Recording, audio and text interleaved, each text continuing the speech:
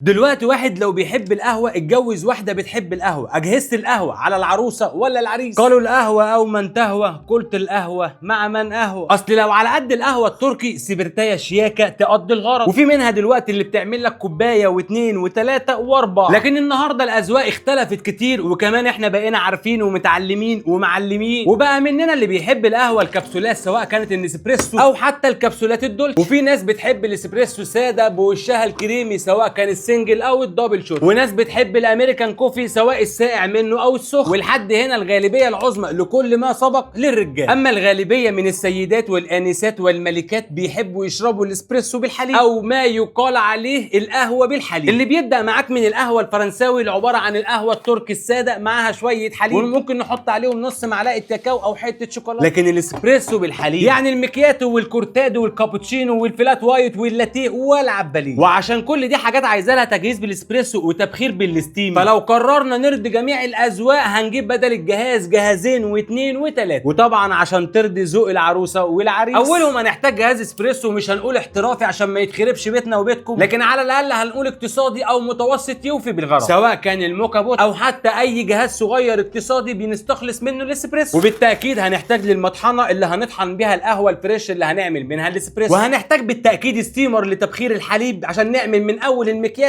لحد اللاتيه. واللي لو ما عرفناش نوفر الستيمر فممكن من خلال الفرنش بريس ان احنا نعمل برضو تبخير للحليب سواء كان الدافي منه او الساقع. وبرضو بعد ده كله مش هتعرف تفوم الحليب بالطريقه اللي انت عايزها. الاجهزه دي كلها بقى على العروسه ولا العريس؟ طبعا سامعك يا اللي بتقول ريح نفسك، اللي بيحب حاجه يجيبها لنفسه. متابعين مبدا اطبخي يا ملكه كلف يا سيدي. هقول لك في ظل ظروف الشباب اللي بتكتب قايمه لحد النهارده تفرق معاهم كل جهاز على مين ومن مين والمين، فعشان تريح نفسك من كل ده ممكن تتفقوا انتوا الاثنين على جهاز اقتصادي يلم الدنيا على الهادي وتريحوا راسكم انتوا الاثنين. ولو جيت قلت لي يا ابو الجوارح فكره عظيمه بس نلاقي الاول العروسه، اقول لك ما تقلقش ولاد الناس كتير، لكن انت خليك الاول بافعالك كبير، ولحد اما تلاقي العروسه اللي تستاهل خيرك فده بفضل خيرك جهاز يعمل لك ويلم لك كل اللي سبق وقلت لك عليه، يخزن ويطحن ويسخن ويصب وهلا اهو. وزي ما في منه الاقتصادي اللي على قد الايد، في برضه منه الحراق اللي يفضي الجيب وانت ورغبتك يا الحبيب. عايز الاقتصادي منه موجود، عايز الحراق منه برضه موجود. ضغط الزرار اكتب على محرك البحث شركه رافال هتلاقي عندهم من الابره للصاروخ. شركه مصريه، ضمان مصري، اسعار بتبدا معاك من اول الاقتصادي لحد الهاي بادجت، ضمان ضد عيوب الصناعه على منتجاتهم لمده سنتين، وفي بعض المنتجات سنه وفي بعض المنتجات 3 سنين. في النهايه وانت بتفكر في الجواز فكر في الاجهزه المهمه هتبقى على مين، وربنا يرزقك ويرزقني باللي تستاهل خيرنا، بس زي ما قلت لك نبقى احنا الاول كبار بافعال، واول فعل كبير نعمله ان احنا ندعي ان ربنا ينصر اخواتنا ويرد فينا النخوه ويرحم امي واخويا واختي وابويا وامواتنا، ونصلي على الحبيب والفولو واللايك والشير قبل ما تقفل يا الحبيب. برضو قبل ما نقفل قول لي اجهزه القهوه على العروسه ولا العريس؟